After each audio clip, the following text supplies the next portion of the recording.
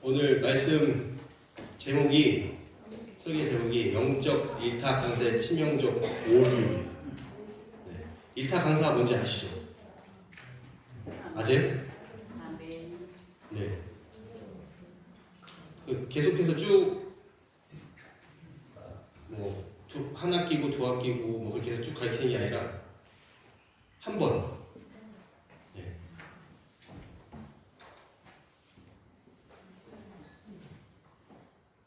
예를 들어서 여러분들이 역사를 공부하겠다라고 한다면 역사를 정말 알기 쉽게 가르쳐주는 일타 강사죠.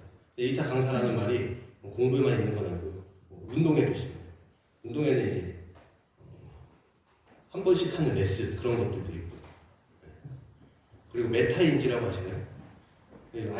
알고 들어가셔야 좀 이해를 쉽게 하실 수 있어요. 메타인지라는 건요, 내가 얼마나 알고 있고 또 어떤 것을 모르고 있는지 객관적으로 나를 평가하는 거예요. 근데 보통 우리는 내 능력보다 나를 더 높게 평가하죠. 메타인지라는 게 그런 겁니다. 메타인지. 근데 이제 오늘 기분 좋게 지난주에 있었던 야유회를 보긴 했는데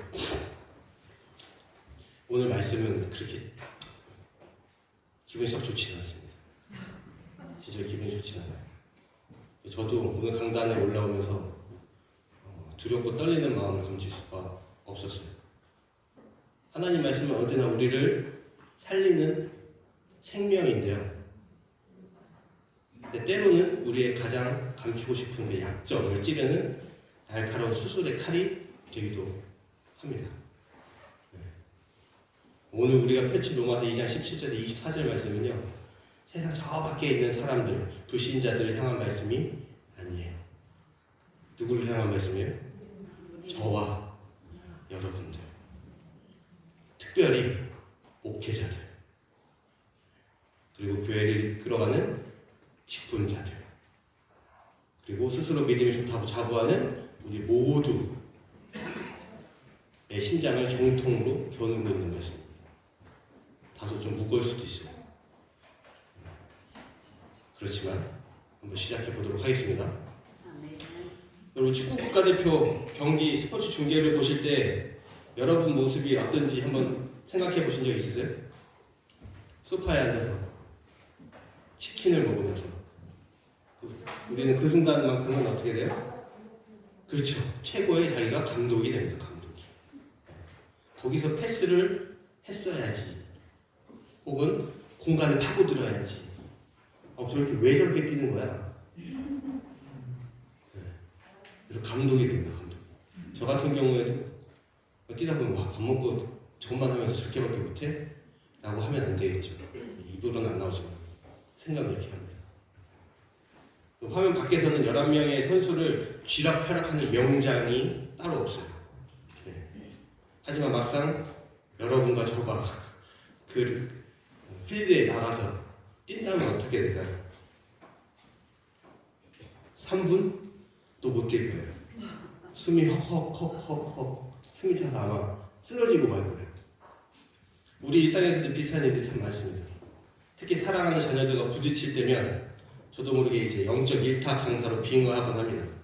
청산 유수처럼 옳은 소리를 쏟아내며 훈계하지만 정작 제 속에서 불쑥불쑥 올라오는 꺾이지 않는 고집을 마주할 때나, 그리고 제 스스로 잘못을 쿨하게 인정해야 되는 그 순간이 오면 묘하게 입이 꾹 다물어지곤 합니다. 그래서 우리는 남의 문제, 타인의 영적 상태가 기가 막히게 아주 진단합니다. 그래서 다른 사람의 상태에 대해서는, 정작 나 자신에 대해서는 한없이 관대해져요. 그런 경향이 있어요. 요즘 말로 하면 완벽한 내로남불. 무슨 뜻인지 아세요? 내가 하면 로맨스, 남이 하면 조율. 잘하시네요. 내로남불. 자신의 객관적 상태를 인지하지 못하는 메타인지 부재입니다. 오늘 우리가 읽은 로마서 2장 본문에서 사도 바울은 바로 이 지점, 율법을 손에 쥐고 영적 우월감에 빠져있는 유대인들의 치명적인 미선을 아주 날카롭게 비판하고 있어요. 요즘 말로 팩트 폭행을 하고 있어요. 바울이 고발하는 위선의 진짜 얼굴은 무엇인지 한번 보도록 하죠. 바울이 지적하는 위선의 첫 번째 단계는 안다는 것과 가졌다는 것 자체를 자신의 의로움으로 착각하는 교만입니다. 제가 읽겠습니다. 유대인이라 불리는 네가 율법을 의지하며 하나님을 자랑하며 율법의 교훈을 받아 하나님의 뜻을 알고 지극히 선한 것을 분간하며 맹인의 길을 인도하는 자요 어둠에 있는 자의 빛이요 율법에 있는 지식과 진리의 모본을 가진 자로서 어리석은 자의 교사요 어린아이의 선생이라고 스스로 믿으니. 굉장히 지금 긍정적이고 칭찬을 하는 내용이 아니에요. 당시 유대인들의 자부심은 정말 대단했어요. 그들 스스로를 뭐라고 얘기해요? 맹인의 길잡이, 그리고 어둠 속에 있는 사람들의 빛, 그리고 어리석은 자들의 교사라고 지금 자부하고 있습니다. 그래서 뭐라고 얘기해요? 우리는 너희 이방인과 달리 하나님의 율법을 VIP 석에서 직접 받은 사람들이야. 너희하고는 달라. 라고 지금 얘기를 하고 있는 거예요. 엘리트주의에 빠져있어요. 하지만 그들의 치명적인 착각, 굉장히 착각을 했어요. 어떤 착각이에요? 진리를 소유했다는 사실이 곧 진리대로 살고 있다는 것을 증명한다는 착각이었어요. 그렇지 않죠? 우리가 성경 말씀을 가지고 있다고 해서 교회를 매주 빠지지 않고 나온다고 해서 그렇게 된다고 해서 여러분 삶이 그대로 자연스럽게 그냥 바뀌나요? 그렇지 않아요. 그렇지 않습니다. 현재 우리도 마찬가지입니다. 유명한 목사님의 설교를 듣죠? 여러분들, 그죠? 그리고 유튜브를 통해서 정말 많은 어떤 좋은 글들도, 좋은 말들도 듣습니다. 그러면서 지식이 많아져요. 성경에 대해서, 기독교에 대해서. 교회에서 중요한 직분을 맡고 있다는 사실 자체가 나의 영적 성숙도를 보장해주지 않습니다.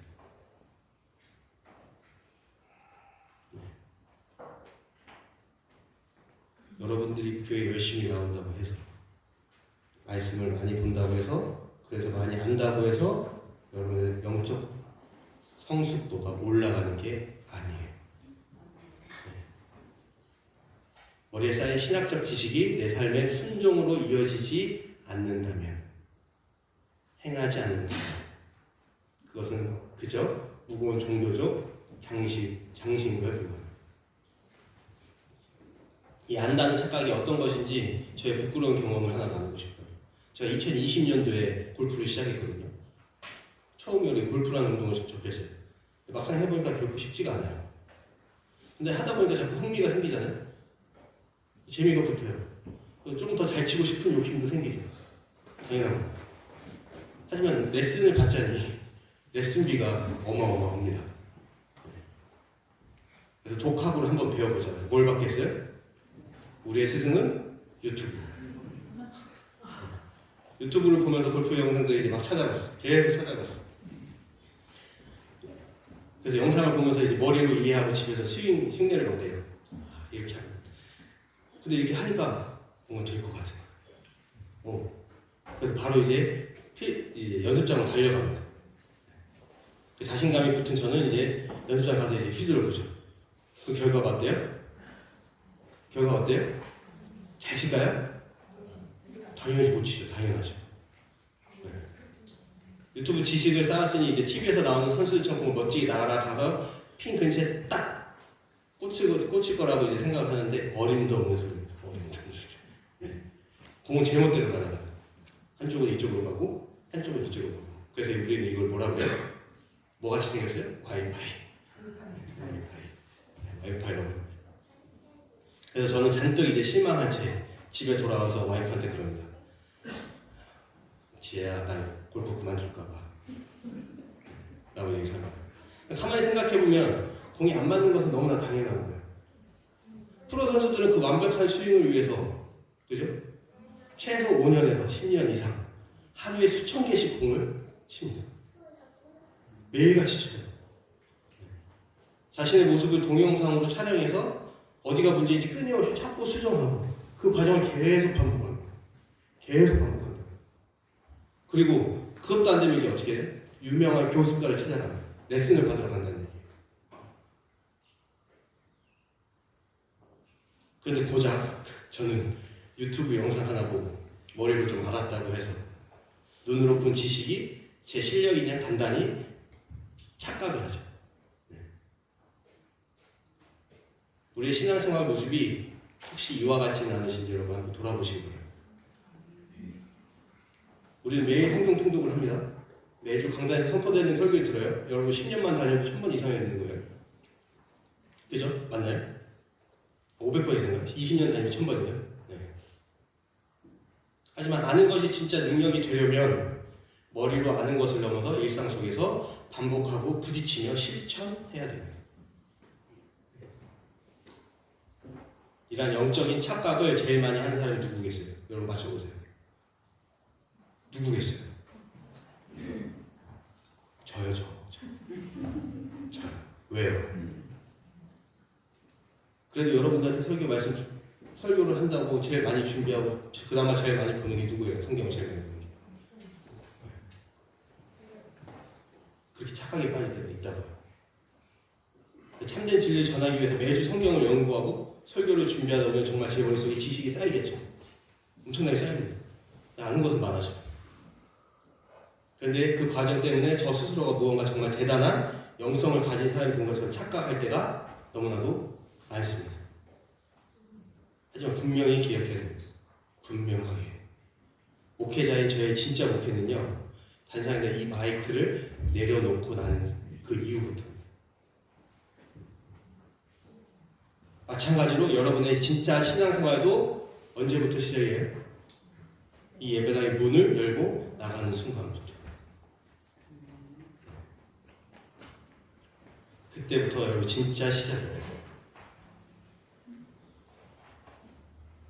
내가 교회를 30년 이상 다녔다고, 주일 예배와 좋은 설교를 1000번 이상 들었다고, 성경을 수십도 했다고 만족하고 끝내서는 절대 안 됩니다. 절대 안 돼요. 머릿속에 성경적 지식이 남들보다 많이 쌓였다고 해서 결코 교만해져서는 안 된다. 근데 우리는 그렇게 돼요. 사람이라는 게 그렇습니다. 그게 보편적이에요.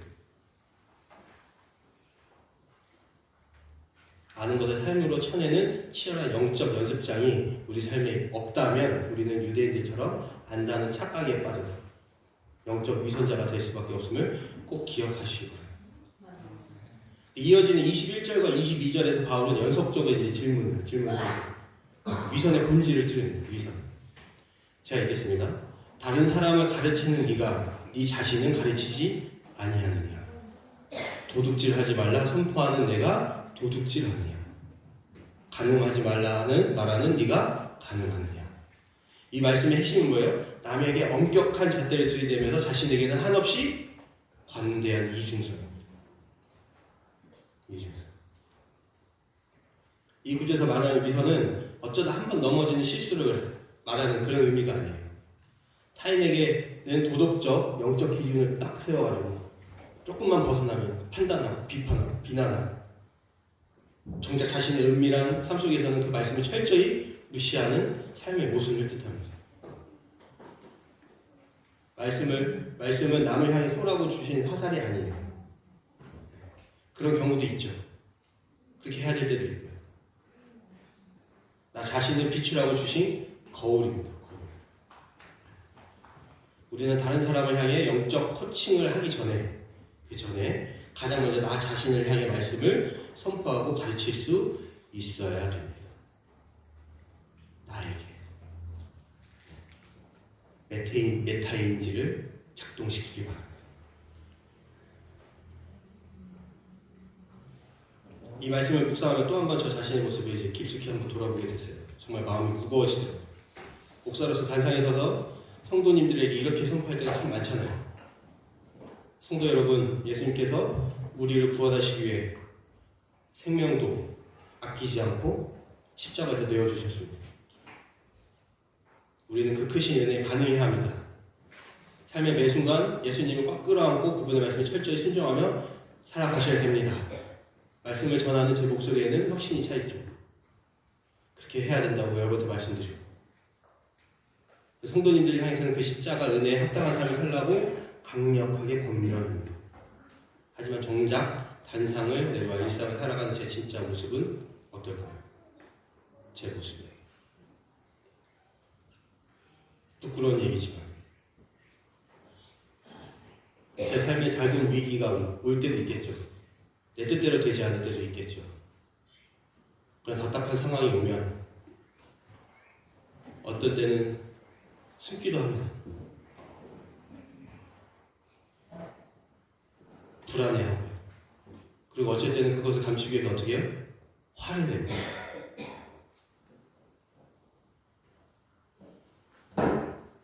십자가의 은혜는 온데간데 없이 사라져버려요. 강단에서는 그렇게 얘기를 합니다.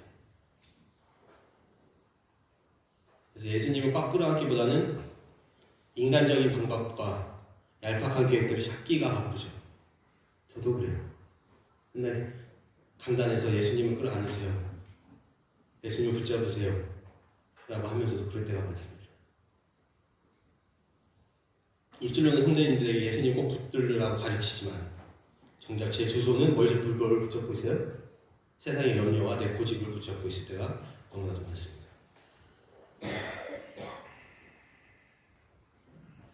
성도님들에게 여러분들에게 십자가의 은혜에 순종하라고 또한 가르치면서도 저 자신은 은혜가 아닌 내 힘과 내 노력으로 아둥바둥 살아가려는 이 모순된 모습, 스스로 성찰하고 회개하는 능력을 상실한 채 입술로만 바른 길을 제시한다면 그것이 바로 바울이 지적하고 있는 가장 무거운 영적 위선인 것입니다. 이러한 지식과 삶의 철저한 괴리는 개인의 문제를 너무 끔찍한 결과를 초래해요. 여러분들 상상해 보세요. 여러분들이 말씀을 듣고 그것을 행하지 않을 때 여러분들이 스스로 지금 메타인지를 발동시키지 않기 때문에 사도 바울이 지적을 하고 있습니다. 저와 여러분들에게. 근데 문제가 지금 여기서 끝나는 게 아니에요. 우리에서만 끝나는 게 아니에요. 뭐라고 얘기해요? 제가 읽겠습니다. 율법을 자랑하는 네가 율법을 범함으로 하나님을 욕되게 하는도다. 23절입니다. 우리만의 문제로 끝나는 게 아니에요. 그런 행동을 우리가 머리로만 알고 다른 사람들을 잣대를 세워서 그 규칙에서 벗어나면 뭐라고 하고 내가 잘못한 것은 숨기고 그런 모습을 여러분들이 세상 가운데서 많은 사람들이 볼 때 어떻게 된다고요? 누구를 욕해요? 저도 욕하지만 누구를 욕해요? 하나님을. 문제가 심각하죠. 그냥 나만 책임지면 되는데